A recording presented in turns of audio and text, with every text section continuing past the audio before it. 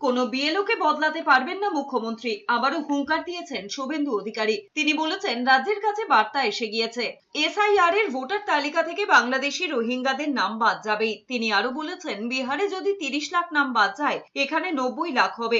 SIR হওয়ার পরে তৃণমূলের ভোট 2,75,00,000 থেকে 1,75,00,000 হয়ে যাবে। রাজ্যের বিরোধী দলনেতা বলেছেন, বোলপুরে সরাসরি নির্বাচন কমিশনকে চ্যালেঞ্জ করেছিলেন, বিএলওদের ধমক দিয়েছিলেন। এই প্রসঙ্গেই মুখ্য সচিব মনোজ পান্তকে 13 সিসি স্মরণ করিয়ে দিয়ে শুভেন্দু অধিকারী বলেছেন, 5ই জুলাইয়ের পর নিয়োগ করা একটা বিএলও যুক্তিসঙ্গত কারণ এবং সিও অনুমোদন ছাড়া আইনগতভাবে পরিবর্তন করা যাবে না। কোনো বিএলওকে পাল্টাতে পারবে না রাজ্য। মুখ্যমন্ত্রী বোলপুরে সরাসরি ইলেকশন কমিশনকে চ্যালেঞ্জ করেছিলেন, বিএলওদের ধমক দিয়েছিলেন।